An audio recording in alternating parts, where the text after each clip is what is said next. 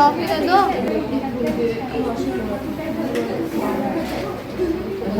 Brightness भी बढ़ा दो यार, ब्राइटनेस बढ़ा दो। ठीक है, वो बढ़ा लेते हैं बाद में। बढ़ गई।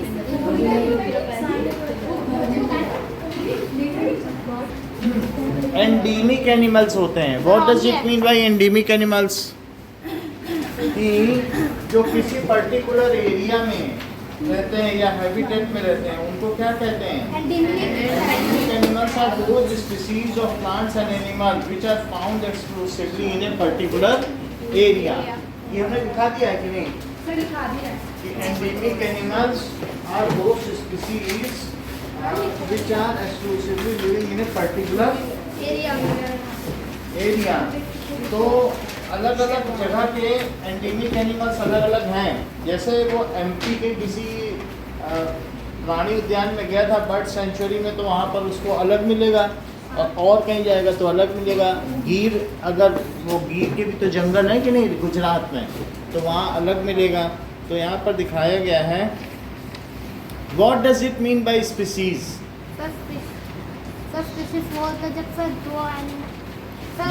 जो ग्रुप में मेटिंग करते हैं और they produce young ones like them, जो अपनी जगह अपने जैसे ही बच्चों को जन्म दें। तो ह्यूमन क्या स्पीसीज है? क्या उनके बच्चे भी ह्यूमन ही होते हैं? तो इस तरीके से स्पीसीज हो गई, ठीक है कि नहीं? चलो, okay. Now wild life sanctuary. Wild life sanctuary क्या चीज़ होती है? So like reserve forest provide protection and suitable living condition to wild animal. जो वाइल्ड लाइफ सेंचुरी में क्या होता है, उनको प्रोटेक्शन देते हैं। जैसे कुछ चीज़ें हम लोगों ने देख ली थी कि वाइल्ड लाइफ सेंचुरी में क्या उनकी एक बाउंड्री होती है रिया कि नहीं होती है? आप बताइए, हम क्या बताएं? ये तो कह रही नहीं होती, उसमें टिकट लगता है? नहीं लगता। और नेशनल पार्क में लगता है। किसमें फ्रीडम ज़्यादा होता है? वाइल्ड लाइफ सेंचुरी में। वाइल्ड लाइफ सेंचुरी में। ठीक है। सो वाइल्ड लाइफ सेंचुरी की टेक केयर कौन करता है और नेशनल पार्क की टेक केयर कौन करता है? आप बताइए, बोलो बोलो बोलो। Central government. Wild life sanctuary की ठीक है। चलो, so project tiger was launched by government to protect the tigers. हमारे कंट्री में जो टाइगर्स हैं वो एंडेंजर्ड एनिमल्स हैं, यानी उनकी संख्या कम होती जा रही है। तो पहले 26 टाइगर ही बचे थे, या कुछ ऐसे भी फिगर देखे गए कि राजा लोग बंदूक लिए खड़े हैं और 12-12 टाइगर मार दिए गए, तो उनको सर की कैप्टन की उपाधि दी गई। अंग्रेज लोग जो ईस्ट इंडिया कंपनी थी, वो इतने टाइगर्स को क्यों मरवाती थी? सर की खाल के लिए। Correct.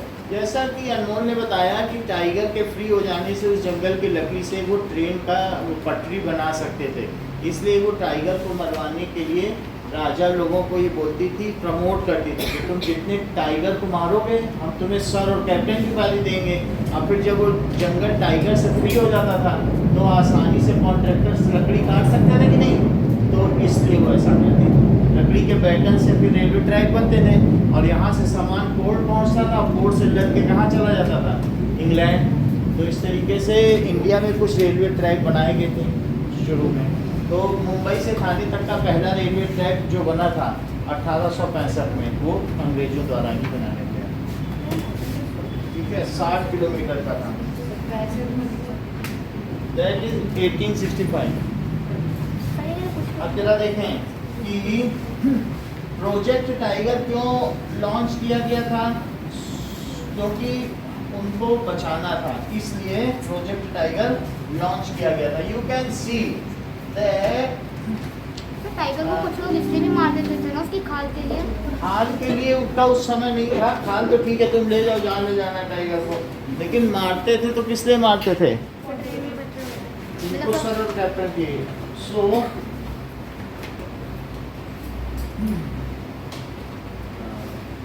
Now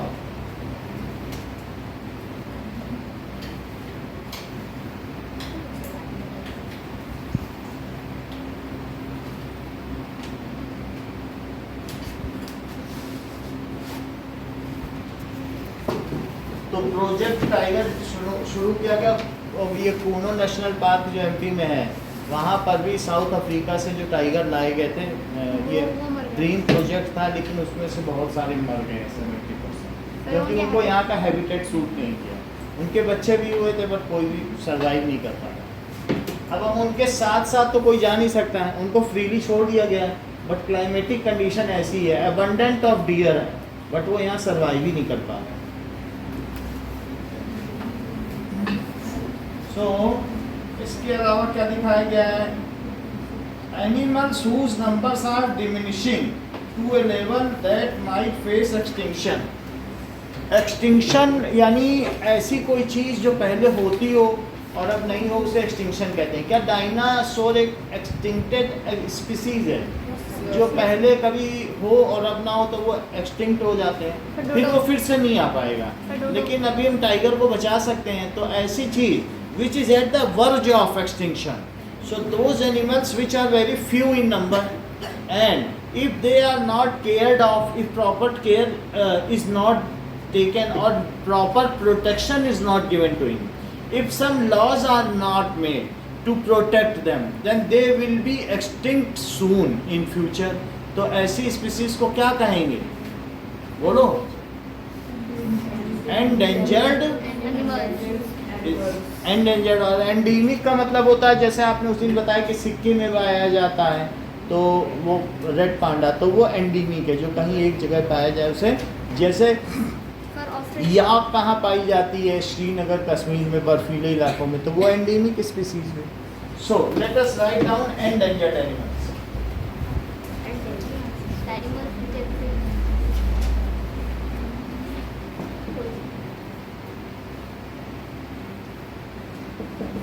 Now, those animals which are limited in number, जैसे वल्चर। हाँ, वल्चर भी खत्म होने वाले हैं, लिमिटेड इन नंबर, क्योंकि बाहर सब इस तरीके से मीट और कहीं कुछ पड़ा नहीं रहता। वल्चर तो उसी पे पलते फिर हैं, जो पड़ा होता है उसके अंदर भी प्लास्टिक टाइप कुछ होता है, प्लास्टिक होता है, तो उस तरह से वल्चर खत्म हो रहा है। Which are limited in number and keep on diminishing. Diminishing का मतलब जानते हो? डिमिनिशिंग यानी नहीं अगर जानते हो तो डिक्रीजिंग भी कहना है, जो जानता हो वो ठीक है। वल्चर ये गिद्ध होते हैं, बहुत बड़े बड़े होते हैं, और वो ये बहुत हाइट पे होते वो हैं। किसी भी को मर जाएगा तभी खाएंगे, शिकार नहीं करते। कोई मर जाएगा तो उसको निकाल के नहीं खाते, तो वो भी दिखा देना। So if these are not protected, अगर इनका प्रोटेक्शन न किया जाए, will get extinct soon। लेकिन सर कुछ वल्चर ऐसा होता है जो मारने में उसको वो कर देता है। क्या? सर कुछ वल्चर मैंने देखे हुए मारने में मजबूर कर देता है जानवर को। हाँ, सो ये जो will get extinct soon are called endangered animals, are called endangered animals। बहुत जगह टाइगर खत्म हो गए हैं और हमारे कंट्री में टाइगर बढ़ रहे हैं। इससे पता चलता है कि हम उनका प्रोटेक्शन कर रहे हैं। और इस समय पूरे वर्ल्ड में वाइट टाइगर तो कहीं नहीं है, हमारे वेस्ट बंगाल में ही वाइट टाइगर है, वो भी सुंदरबन डेल्टा में। तो कुछ ऐसी स्पीसीज हैं जो सिर्फ हमारे यहाँ भी हैं और कहीं नहीं है, और कई चीज़ों का हम प्रोटेक्शन कर रहे हैं। तो इससे हमें पता चलता है कि हम इकोसिस्टम को कंजर्व करने के लिए कितने सीरियस हैं, जबकि दूसरे कंट्री में ऐसा नहीं है।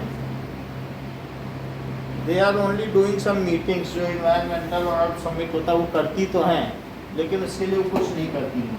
जो हमारे यहाँ से कार्बन एमिशन है हमारी पॉपुलेशन को देखते हुए बहुत कम है, जबकि वही अमेरिका में पर पर्सन 10 गुना है।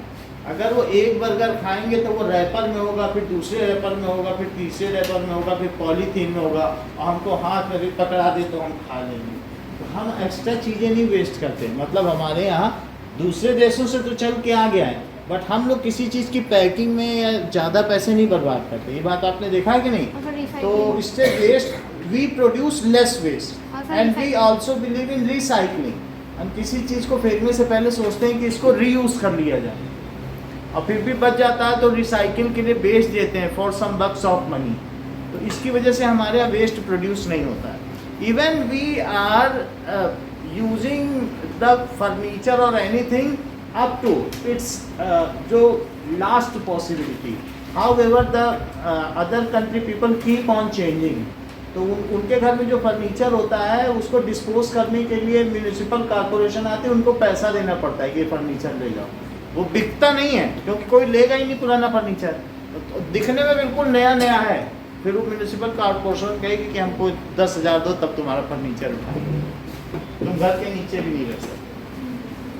तो इस तरह से देखने में आता है कि हमारा कार्बन एमिशन दूसरे देशों से कम है। हम because we are living a sustainable life, our life style is such that कि अगर हम ज़्यादा पॉल्यूशन करें तो इतने कंजेस्टेड लोग हैं, हमारी पॉपुलेशन डेंसिटी इतनी ज़्यादा है कि हम खुद ही सर्वाइव नहीं कर पाएंगे। अगर लोग यहाँ गंदगी करने लग जाए, वहाँ तो बहुत लेस पॉपुलेशन डेंसिटी है, एक स्क्वायर किलोमीटर में जहाँ दूसरे देशों में 12 लोग रहते हैं, यहाँ पर स्क्वायर किलोमीटर में 356 लोग रहते हैं। तो कहाँ 12 एक स्क्वायर किलोमीटर में, कहाँ 356। तो बोलो हम कंजेस्टेड हैं कि नहीं? तो हम लोग को खुद ही सफाई रखनी पड़ेगी, otherwise we will be prey of diseases. हम किसी न किसी इस तरह से बीमारी का शिकार हो जाए। सो अब ये देखिए, ऐसा कोई एंडेंजर्ड एनिमल क्या आप बता सकती हैं देवांशी, जो आपके ख्याल में? बोलो। Tiger for example, tiger, vulture. ये भी सही कह रहे हैं, वल्चर। और सर एक और भी एक फिश है, वो भी अब वो भी हम बता देंगे। वल्चर आप देख लो, बाकी हम दिखा देते हैं। तो देवांशी क्यों नहीं बता पाएंगे? 10 मिनट से तो बात हो रही थी टाइगर की, सब कितने सारे फिगर इनको दिखा दिए, पर शायद ग्लाइडर फिश थी। समझ नहीं पाए बात। नाउ वल्चर देख लो। According to Wikipedia, a vulture is a bird of prey that scavenges on carrion. There are 23 extant species of vulture. 23 species मतलब एक्सटिंक्ट प्रजातियां थी वो खत्म हो गई, ये होते हैं वल्चर। ठीक है, बहुत हाइट पे होते हैं, बहुत हाइट पे होते हैं, दूर से ही अपना शिकार देख लेते हैं, खा लेते हैं। सर ये इनकी आंखों में ईगल से ज़्यादा वो होती है। ईगल होगा तो वो बच्चे को ही उठा ले जाएगा। देखो मैं चिड़िया इस तरीके से national park human activities like grazing, poaching, hunting, capturing of animal, collection of firewood are not allowed. National park में ये सारी चीज़ें अलाउड नहीं होती, जबकि बर्ड सेंचुरी में आप थोड़ा बहुत कुछ कर सकते हो, कल्टीवेशन नहीं कर सकते हो, ताकि अपने ये तो पीछे पड़ा था ना कि बर्ड सेंचुरी में ग्रेजिंग की जा सकती है। नाउ अब हम देखेंगे कि what does it mean bye ecosystem. जैसे आप ये देखो सर, इकोसिस्टम क्या होता है? सर अगर हमारे आसपास जितने भी सर ये हाइड्रोस्फीयर, एटमॉस्फेयर और ये चलो देखो, बहुत सेल हमारी बॉडी का एक हिस्सा है क्या? पूरी बॉडी में सेल होते हैं, और बहुत सारे एक जैसे सेल मिल जाए तो टिश्यू बनता है। जैसे आँखों में ये पूरी जो देखने का काम करती है टिश्यू है, तो इसे आई टिश्यू कहते हैं। और फिर बहुत सारे टिश्यूज मिलते हैं तो ऑर्गन बन जाता है, जैसे स्टमक है तो वो क्या है? ऑर्गन है। लीवर, ऑर्गन में क्या हो जाएगा? लीवर। इस तरीके से और भी कुछ हो सकते हैं, किडनी हो सकती है। और ऑर्गन से क्या बनेगा? Organ system. ऑर्गन सिस्टम का क्या मतलब है? जैसे respiratory system, digestive system, reproductive system, excretory system, circulatory system. हमारी बॉडी में कई सिस्टम चलते हैं, तो ऑर्गन से क्या बना? बोलो। Organ system. ऑर्गन सिस्टम, बहुत सारे ऑर्गन सिस्टम हमारी बॉडी में, तो उससे हम क्या कहलाए? ऑर्गेनिज्म। अब क्या कहलाए? ऑर्गेनिज्म, क्योंकि सारे ऑर्गन सिस्टम एक साथ काम करते हैं। और बहुत सारे एक जैसे ऑर्गेनिज्म अगर मिल जाए तो क्या कहलाता है? करेक्ट। जैसा इन्होंने बताया पॉपुलेशन, पॉपुलेशन का मतलब जैसे ह्यूमन पॉपुलेशन एक तरीके की होगी पॉपुलेशन, डॉग पॉपुलेशन, तो किसी एक की पॉपुलेशन हो जाएगी, अब पॉपुलेशन, बहुत सारी अलग अलग पॉपुलेशन जो एक साथ रहती हैं और एक साथ आपस में इंटरेक्ट करती हैं, उनको क्या कहते हैं? कम्युनिटी। तो हमारी कम्युनिटी में कौन कौन आएगा? हमारी कम्युनिटी में कौन कौन आएगा? कुत्ता, बिल्ली, मच्छर, चींटी, खटमल, लीस, जो भी आसपास आपके साथ रहें वो सब आपकी चींटी, चीता, मच्छर, मक्खी और बकरी, गाय, गधा, घोड़ा, बिल्ली, कुत्ता, जो आपके चारों तरफ है जिनको आप देखते हैं, उन सबको क्या कहते हैं? Community. Many population living together is called community. अब कम्युनिटी के बाद आएगा इकोसिस्टम, जिसकी हम बात करने जा रहे हैं। इकोसिस्टम में क्या होगा कि animate and inanimate things which interact with each other is called ecosystem. इस चीज को रिपीट करो पलक। आज तुम कम बता रही हो ना? चलो ठीक है, बहुत अच्छी बात है। जितना भी आपने बताया, इकोसिस्टम का एक एग्जांपल दो, इतना तो तुम कर सकती हो। रुक जाओ, अभी नहीं, अभी नहीं, ये हाँ, रिवर डेल्टास, सॉइल। तो इकोसिस्टम है क्या? जो हमारे the surrounding around us which includes living and non living things. The surrounding around us, जिसमें हवा, पानी, अर्थ, ये सभी चीजें हो सकती हैं, तो उसको क्या कहेंगे? इकोसिस्टम। सो देखिए, इकोसिस्टम, इकोसिस्टम को कहते हैं पर्यावरण। सो अब देखिए,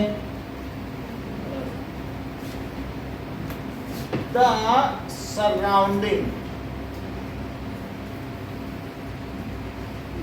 around us with which we interact, जिनसे हम इंटरेक्ट करते हैं, we interact is called, इसे क्या कहेंगे? इकोसिस्टम।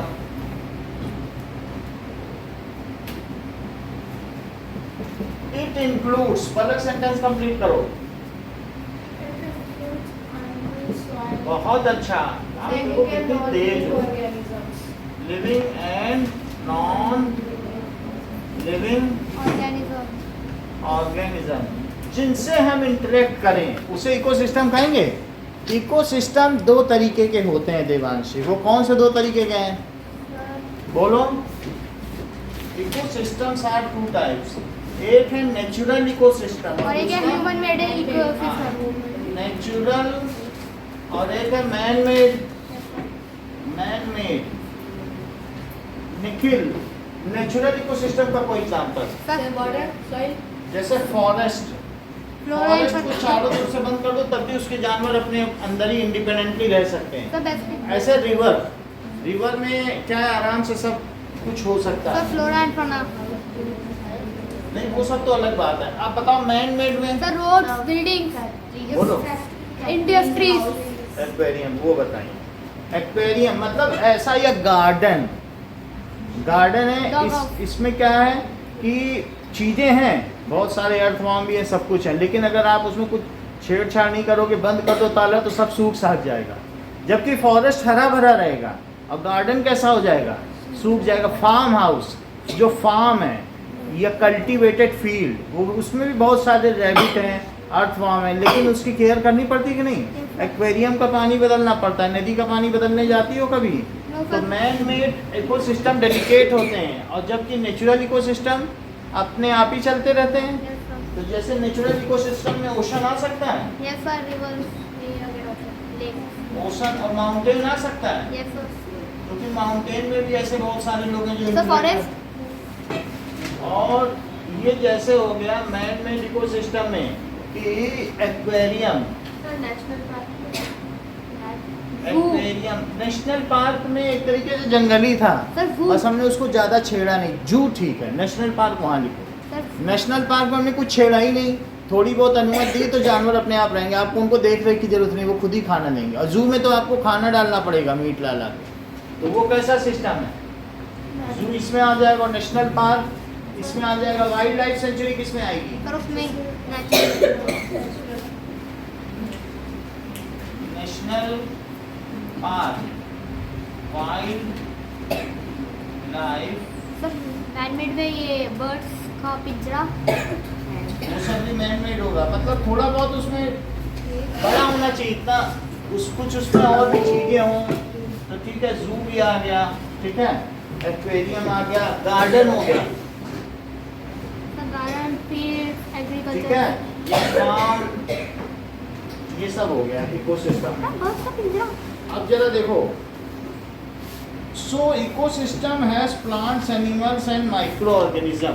इकोसिस्टम में माइक्रो ऑर्गेनिज्म, बैक्टीरिया भी होंगे, बहुत कुछ होंगे कि नहीं, सब कुछ वो उनको खा लें, जो मर जाए उसको खाने के लिए स्कैवेंजर्स या बैक्टीरिया होने चाहिए कि नहीं। वो बैक्टीरिया का मतलब है कि डिकम्पोजर, कोई भी चीज़ मर गई है वो डिकम्पोज हो जाए समय से, नहीं तो सड़ती रहेगी। तो इस तरीके से ये सब कुछ इकोसिस्टम में आएगा। तो कुछ ऐसी चीजें जो इकोसिस्टम व्हाट इज इकोसिस्टम, बताइए बेटा, लूज एंड जस्ट बता। हाँ।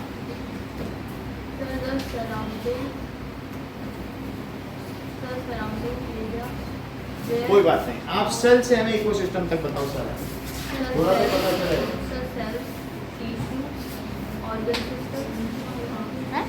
आप बताओ सर, कहीं ना कहीं तो कुछ पता चले आपके बारे में। सेल, टिश्यू, ऑर्गन सिस्टम और रुक जाओ। ऑर्गेनिज्म, पॉपुलेशन,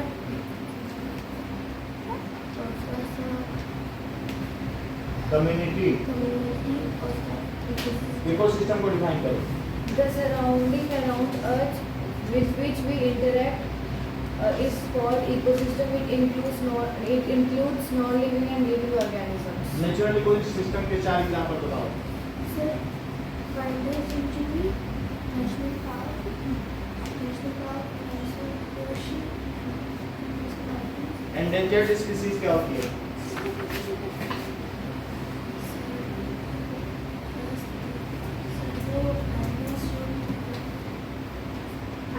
पॉपुलेशन बहुत कम है, इंग्लिश बता दो, बोलो।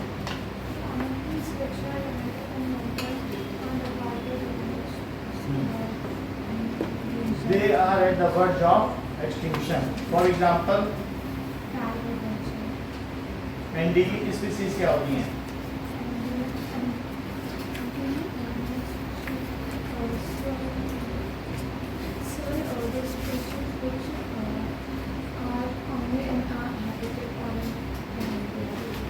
नहीं बताया।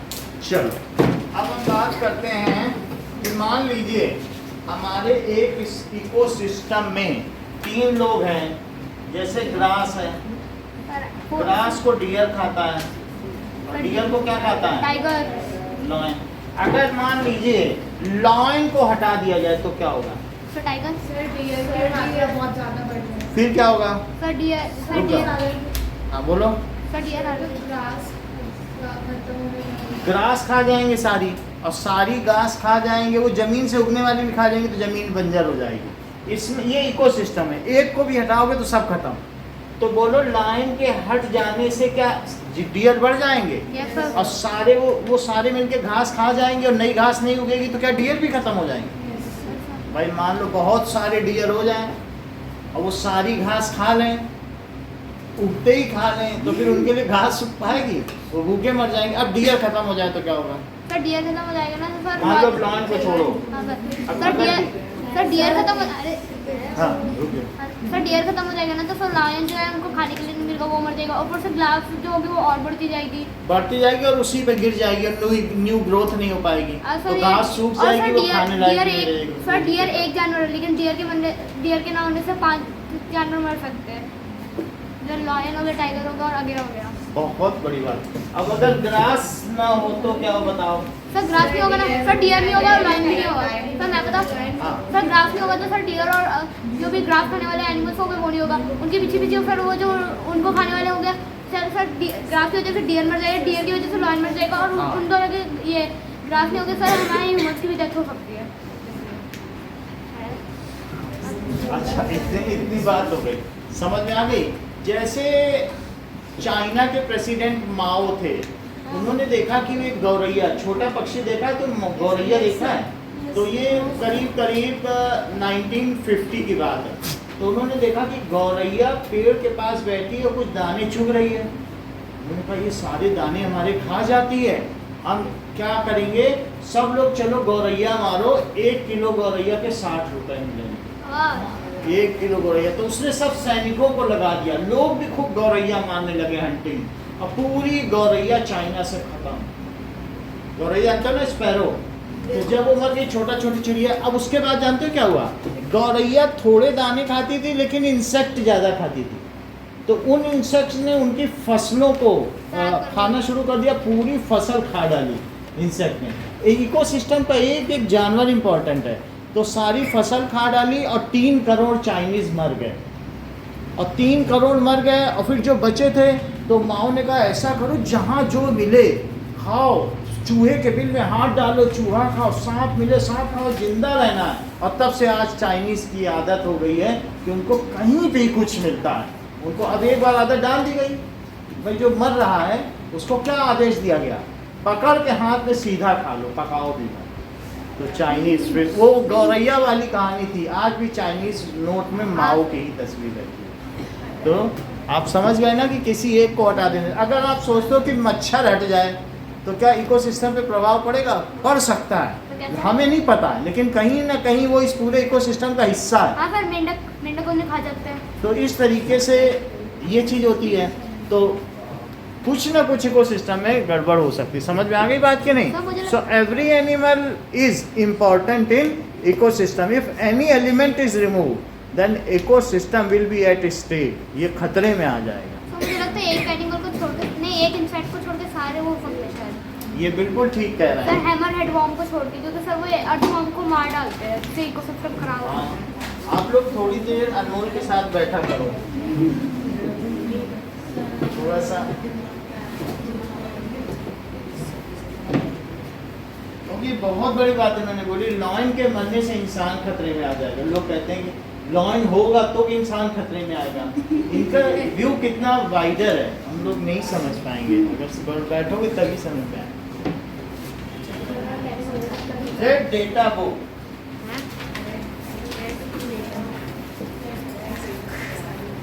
रेड डेटा बुक क्या होती है? The professor shown the red data book. The red data book is a source book which keeps a record of all the endangered animals. It is a source book. तो वैसे हम लोग देख भी लें रेड डेटा बुक दिखती कैसी हो, मान लो सामने आ जाए और हम ना पहचान पाए। So let us see how the red data book appears. या क्योंकि मैंने भी कभी देखी नहीं रेड डेटा बुक, तो दिखने में कैसी होगी? ऐसी होगी। सो इमेज देख लो, ऐसी होगी। हाँ, रेड डेटा बुक है, दैट इज अलग अलग, जैसे अलग अलग तरीके की बटरफ्लाइज की रेड डेटा बुक है। हाँ बस ऐसा ही है रेड डेटा बुक। तो बेस्ट सेलर ये इस तरीके से बिकती है, कवर पेज अलग अलग होगा, प्रोफाइल पेज अदरवाइज अंदर वही सब, ठीक है। तो लोग रेयर एंड एंडेंजर्ड एनिमल्स लिखा है कि नहीं, तो इस तरीके से अमित कुमार एके ने छापी है ये। तो कोई भी सो क्या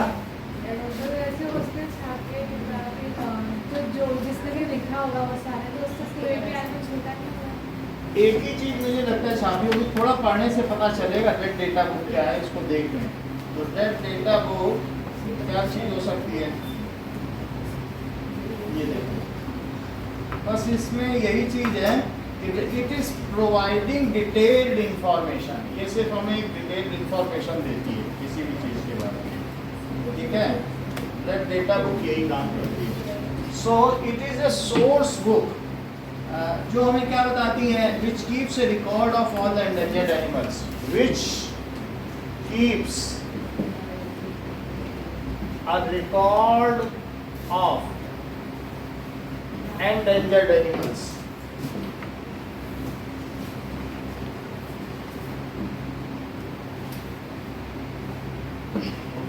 it is maintained internationally by an organisation. ये ऐसे नहीं कि कोई एक आदमी लिख दे, वो नहीं है, इंटरनेशनल ऑर्गेनाइजेशन है, वो इसे मेंटेन करता है। सो जैसे हम लोग देखते नहीं है कि बहुत सारे ये हमारे मॉन्यूमेंट्स हैं, उनको कौन मेंटेन करता है? तो एक एजेंसी है, इंटरनेशनल एजेंसी, जैसे यूनिसेफ या ऐसे कुछ यूनेस्को, उनके द्वारा पैसा फंडिंग मिलती है कि नहीं? वो लोग देखते हैं कि ये यूनेस्को के द्वारा है, तो ऐसा कुछ है जो कल्चरल इंपॉर्टेंस के हैं, जैसे रेड फोर्ट है या पुराना किला है दिल्ली का, तो यूनेस्को मेंटेन करता है, या आगरे का ताजमहल है, तो ऐसा होता है, ठीक है कि नहीं? ऐसे ही it is maintained internationally, it is maintained internationally. हमारे जो पूरे वर्ल्ड में 17 मिलियन ऑर्गेनिजम्स हैं, जिसमें से हम अभी 10% को ही जानते हैं। 1,70,00,000 ऑर्गेनिजम्स हैं, और हम कितने को जानते हैं इसमें से? यानी 17 लाख को। तो डेली नए नए मिलते जाते हैं। सी में इतने एनिमल्स हैं, और कई कई अमेजॉन में चले जाओ तो वहाँ कितने जानवर हम जानते ही नहीं। सो इट इज मेंटेन्ड इंटरनेशनली, ठीक है? अच्छा, for all endangered animals and plants, for all endangered animals and plants. कुछ तो हम लोग पोचिंग और हंटिंग के द्वारा मार देते हैं, और कुछ ग्लोबल वार्मिंग के चलते भी, क्लाइमेट चेंज की वजह से भी खत्म हो रहे हैं। आपको मालूम है 2 डिग्री टेम्परेचर बदल जाए तो जेली फिश के ट्रक सी बीच के किनारे मरे पड़े मिलते हैं। तो दैट इज थोड़ा भी टेम्परेचर का अंतर होता है तो एक्वेटिक एनिमल्स तो ऐसे ही मर जाते हैं। खाड़ी युद्ध में आपको मालूम है जहाँ तेल स्पिल हुआ था सी में, वहाँ कितने जानवर मर गए थे। और ऐसे भी बॉम्बे हाई जहाँ पर रिफाइनिंग होती है, वहाँ पर बहुत जानवर मरते हैं, क्योंकि बहुत सारा तेल स्पिल होता है, सब सीधा थोड़ी निकाल सकते हो। जहाँ बोरिंग करोगे क्या, वहाँ आसपास वाइब्रेशन की वजह से तेल नहीं निकलने लगेगा, वो सब ऊपर आ जाता है। तो बहुत सारा ऐसा होता है। BARC Bhabha atomic research centre में क्या होता है कि एटॉमिक बॉम्ब का वहाँ पर विस्फोट कराया जाता है, और उससे इलेक्ट्रिसिटी पैदा हो जाती है। फिर उसको कूल करने के लिए पानी का इस्तेमाल किया जाता है। वो पानी जब बॉयल होता है तो उस पानी को फिर समुद्र में डाल दिया जाता है। अच्छा, उस बॉइलिंग वाटर से क्या होता होगा बोलो? ये जो भी एक्वेटिक एनिमल्स मर जाते हैं। सो अलग अलग है। Red data book for plants and animals are also found in India. India also maintains red data book. जैसे इंटरनेशनली मेंटेन किया जाता है, तो प्रीतिका ये बताओ रेड डेटा बुक क्या होती है, किस लिए काम मिलाई जाती है? ये वो लाल किताब नहीं है जो पॉलिटिशियंस को दिखाई जाती है संसद में, लाल किताब लाल है, ये सब उसमें लिखा है किसी को कितने लाख घूस दिए, दिखाई जा रही ना संसद में रोज। What is red data book? बोलो। Source book which keep record of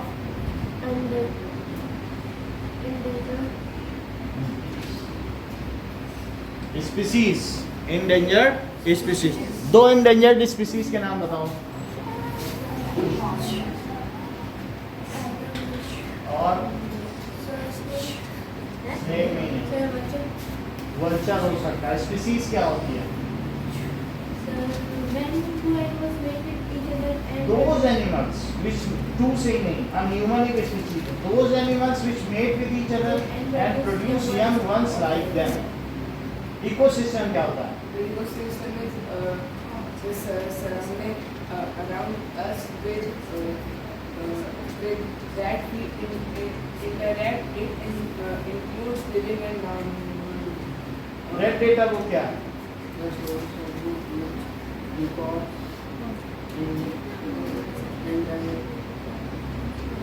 endangered animals and plants. It is maintained internationally. पूरा बताएगा। माइग्रेशन या प्रवास से आप क्या समझते हैं? या प्रवास, प्रवासी पक्षी जानते हो? साइबेरिया से -50 डिग्री होता है तो यहाँ उड़ के आते हैं राजस्थान में। Migratory bird. तो माइग्रेटरी बर्ड्स होती हैं। सो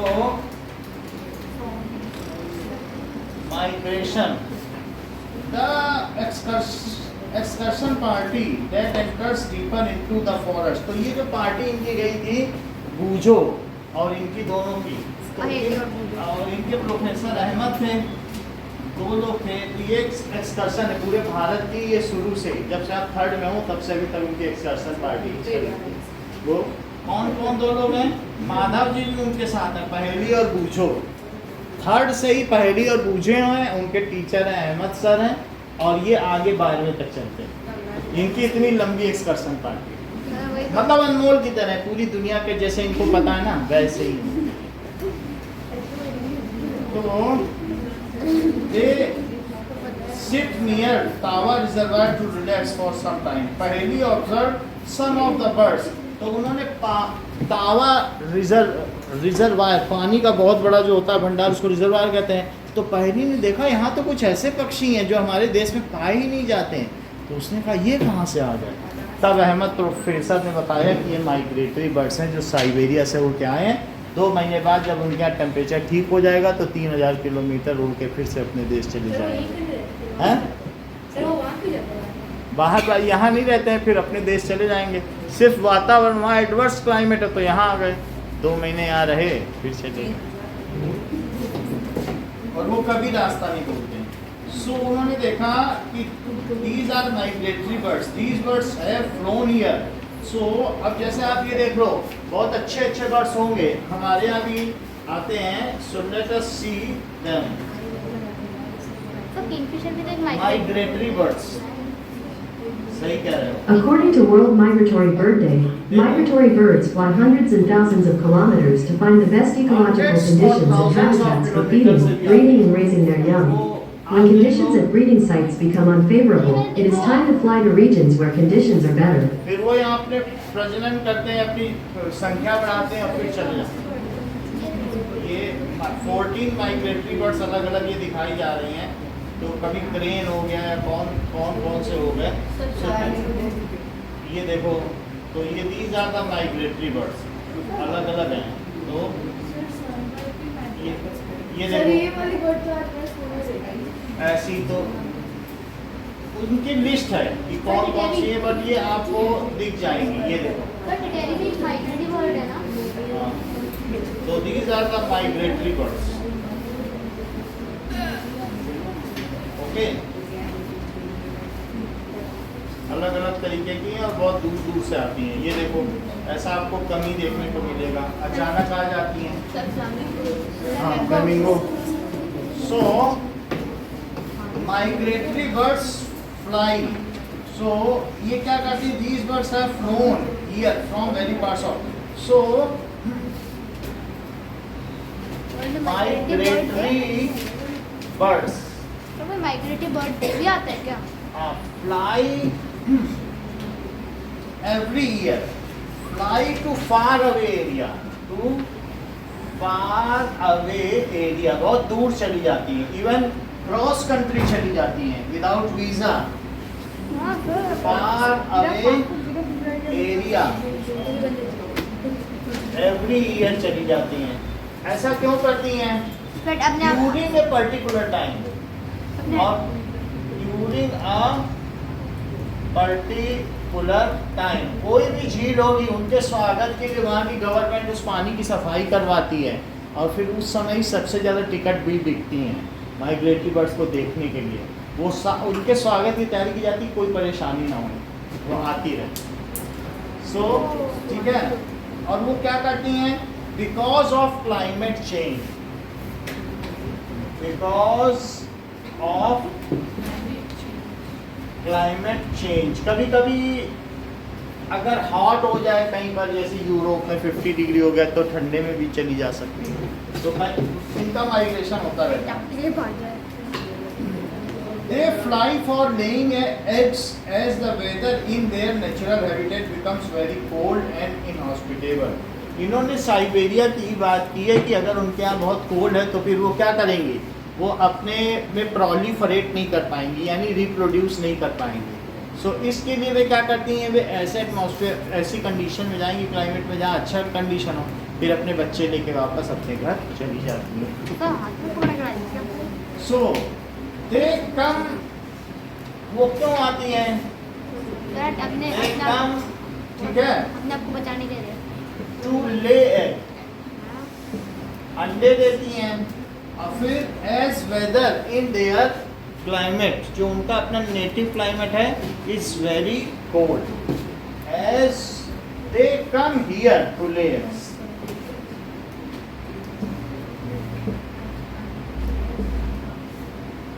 as weather in their country is very cold. अब जैसे मैं X के बाद क्या लिखा है? हाँ? X के बाद as, अब हम देखते हैं कि साइबेरिया से यहाँ कौन सी बर्ड्स आती है, एक नाम देखें। साइबेरिया है ना रसिया में। Which birds migrate to India from Siberia? Birds frequently mentioned on the web include Siberian crane, blue-throat, gadwall, and others. ये साइबेरियन करीना। हाँ सर ये तो बुलबुल है। नाम बुलबुल है। For example Siberian crane. ये बुलबुल है वो है।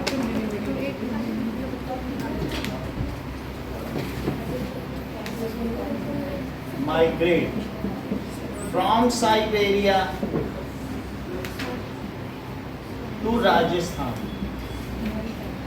राजस्थान में ही बहुत आती हैं हाँ सर वो क्योंकि यहाँ का पानी पोल्यूटेड नहीं है। सर ये ज़्यादातर तो वहाँ पे आती है ना जहाँ पे बारिश होती है वो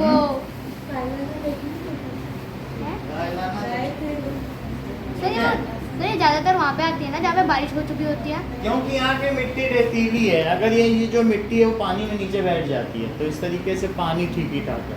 और सर वो अगर गंदगी ह्यूमन नहीं करे तो ठीक ठाक है। सर वो पानी इसलिए भी वो क्या कीड़े मकोड़े भी ऊपर आ जाते हैं फिर वो खा हाँ। लेती है। कीड़े मकोड़ों खा जाती हैं। रिसाइकलिंग ऑफ पेपर, अच्छा रयान, रिसाइकलिंग से तुम क्या समझते हो, सर रिसाइकलिंग होती है। क्या चीज होती है? प्रीतिका, रिसाइकलिंग क्या है? सर मैं बताऊँ जस्मिता, सर मैं बताऊँ यूज करना किसी रीयूज अलग है, बोतल है, बोतल को गमला बना लिया, वो रीयूज है। रिसाइकल का क्या, बोलो। सर मैं बताऊँ इसको ठीक करने से जैसे यूज नोट हो गया तो उसको पेपर में यूज करते जैसे इनका ये पेपर है, बुक है, तो इसकी फिर से पल्प बना दिया, हैं न्यूज़पेपर बनते हैं। और फिर पल्प से फिर से नया पेपर बना दिया, और फिर तो बाद में- पेपर बार बार रिसाइकल होता है। ग्लास भी रिसाइकल होता है क्या? ग्लास को मेल्ट करके फिर से बना सकते हैं, ग्लास कई बार मेल्ट हो सकता है। ग्लास है, सारे मेटल रिसाइकलेबल है। सर प्लास्टिक भी ना प्लास्टिक को तो कितनी बार यूज कर सकते हो, प्लास्टिक की कोई चीज बेच दो फिर से रिसाइकल हो जाती है। रिसाइकलिंग का मतलब है कि now it is it can be recycled का मतलब है passed through the complete process to make new item items. उस चीज को क्या कहते हैं? Recycling। रिसाइकलिंग। रिसाइकलिंग से दिव्या तुम्हें क्या फायदा हो सकता है? ये वेस्ट डिस्पोजल में हेल्प करता है। तुम्हारे घर में कोई चीज़ है, कबाड़ है, waste disposal, you get few bucks of money, उसके बदले कुछ सिक्के मिल जाते हैं। And also less wastage is produced, it is environment friendly. वो क्या चार चीज़ें अभी हमने बताई? सर पहले तो इन्वायरमेंटल फ्रेंडली है और जो वेस्टेज है वो कम हो जाएगा और कुछ पैसे मिलते जाते हैं और डिस्पोजल हो जाएगा। ये सारी चीज़ें हैं कि नहीं? तो हमें रिसाइकल प्रीफर करना चाहिए ना। ये तो नहीं है कि अरे प्लास्टिक बनानी है, नेचर से और निकालो सामान, और क्यों निकालो? जो तुम्हारे पास है उसी से फिर बनाओ, उसी को यूज़ करो। नेचर का दोहन करना ठीक है क्या? It is good to extract from nature, take from nature, नहीं ना? तो जो तुम्हारे पास है उसी को यूज़ करो। And take less from nature, तो फिर नेचर का जब एक्सट्रैक्शन नहीं होगा, आप नेचर की माइनिंग करते रहोगे तो पहाड़ आप देख रहे हो रोज स्लाइड हो रहे हैं, लैंडस्लाइड हो रही, कितने लोग कितने गांव। तो इस तरीके से रिसाइकल को प्रेफर करना चाहिए, ठीक है। और अगर तुम इधर उधर फेंक दोगे तुम्हारे कबाड़ को और रिसाइकल नहीं करोगे तो उससे क्या होगा, it will create soil pollution, water pollution, कई तरीके का पोल्यूशन होगा, इट विल डिग्रेड सॉइल, क्योंकि तुमने उसको even it get loitered for a longer time on earth, तो अल्टीमेटली क्या होगा, उससे गंदगी तो होगी। So it maintains to keep our environment clean and tidy, हमारे चारों तरफ अच्छा रहेगा। और अगर वही आप कैंपा कोला की बोतल या कोल्ड ड्रिंक की बोतल पी के फेंकते रहो नेशनल पार्क में, तो थोड़ी दिनों बाद वो गंदा हो जाएगा और वहीं के जानवर खा के उसको और ज़्यादा बीमार भी पड़े। तो हमें क्या करना चाहिए कि बोतल सब रख लेना चाहिए, अपनी भी रख लेनी चाहिए, दूसरी का पिया हुआ भी रख लेना चाहिए। सर कल सुबह क्लास में हाँ सर, कल सुबह शाम को। क्लास सुबह रख लो, हाँ सुबह रख लो, अभी रुको, सुबह रख लो।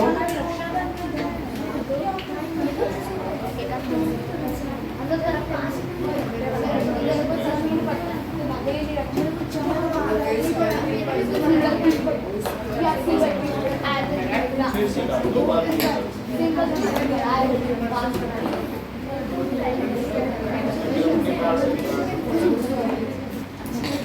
रिसाइकलिंग का क्या मतलब है? सर That is when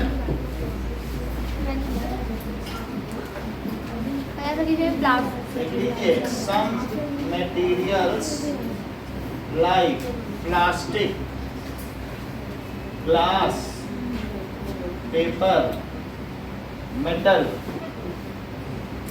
इन सब को क्या किया जाता है, ठीक है, जो सम वेस्ट मटेरियल, मटेरियल ना लिखो, क्या लिखो, वेस्ट मटेरियल, सर पेपर को तो वेस्ट मटेरियल, ये जो भी चीजें हैं are cleaned properly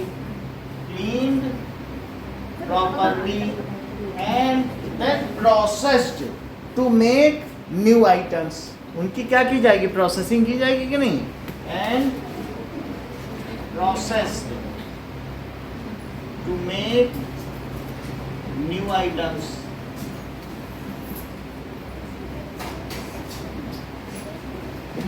So it is called recycling. Recycling के क्या क्या फायदे बताए गए हैं? So it helps in disposal of garbage. ये कोई भी चीज़ है या वेस्टेज, आपका कोई वेस्ट है तो वेस्टेज को ये डिस्पोजल कर देगा। So we can earn some money by selling them to right agency. जो कबाड़ वाले होते हैं वही राइट एजेंसी है, क्योंकि वो रिस्पेक्टिव जगह दे देंगे। by selling them. So तीसरी चीज जसविता, कुछ बताया करो, संकोच करने का युग नहीं है, तुम कितनी शर्माती हो, बोलो, ये तो नहीं शर्मा रहा है, बोलो। सर ये भी हो सकता है, जैसे सर ये सर पेपर, सर जो प्लास्टिक होता है सर उसको जैसे ऐसे ये ऐसे करके सर उसका जो ये बहुत अच्छा बताते हैं, तुम भी बताओ।